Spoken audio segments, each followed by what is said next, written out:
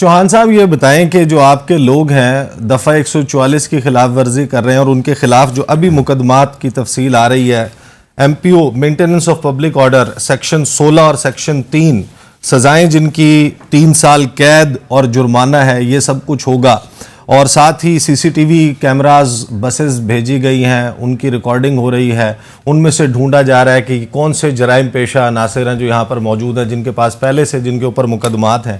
اسی طرح سٹوڈنٹس جو ہیں ان کے بارے میں کہا جا رہا ہے ان کو ایڈمیشن نہیں ملے گا، کاروباری طبقے کے لائسنسز منسوخ ہو جائیں گے۔ تو آپ کے لوگوں کا آپ لوگ کیسے انشور کریں گے کہ آپ کے لوگ اس کا تسلسل برقرار رکھ سکیں؟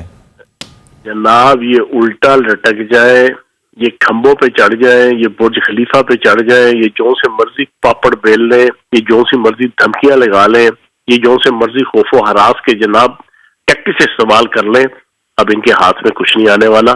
پوری پاکستانی قوم جاگ گئی ہے، پوری پاکستانی قوم حقیقی آزادی کی جنگ چاہتی میں شامل ہو چکی ہے۔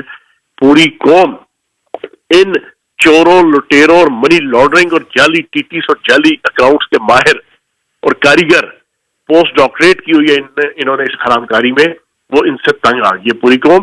یہ ساری چیزیں ڈرانے والی ہیں، چھوڑ دیں، ان چیزوں سے ڈریں۔ چوہان صاحب ڈرانے والی بات صرف یہاں پر نہیں ہے، وہ نیب نے ایک کے بعد ایک سمن جاری کیا، آپ کی لیڈرشپ تو پیشیوں میں بزی ہوگی۔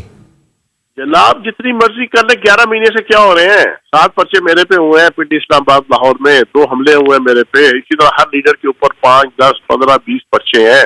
چھوڑیں یار ان کو، ان چیزوں کو۔ تو آپ اپنا تو لڑنا کیا؟ چوہان صاحب یہ جو صدر نے خط لکھا تھا الیکشن کمشنر کو، تو کیا آپ دیکھ رہے ہیں 9 اپریل کو پنجاب اور خیبر پختونخوا میں الیکشنز ہوتے ہوئے؟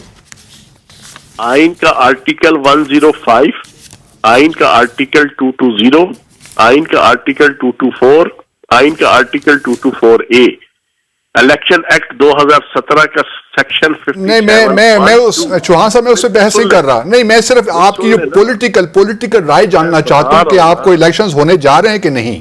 میں بتا رہا ہوں نا آپ کو، ان تمام قانون قوانین اور آئین کی روح سے تو الیکشن 90 دن کے اندر بنتا ہے، لیکن میں نے آپ کو پہلے بتا دیا الیکشن ان کی چھیڑ بن گئی ہے۔ ان کو پتہ ہے الیکشن سے ان کو ذلت، رسوائی، جگہسائی کے علاوہ کچھ نہیں ملنا۔ ان کو پتہ ہے کہ الیکشن کوشچن میرا یہ کہ آپ دیکھ رہے ہیں کہ نہیں دیکھ رہے الیکشنز ہوتے ہیں، مجھے اس بات کا آپ کا گیس کیا ہے، الیکشن ہو رہا ہے کہ نہیں؟ تو پھر کارکن کی حیثیت سے آپ کو بتا رہا ہوں، چلیں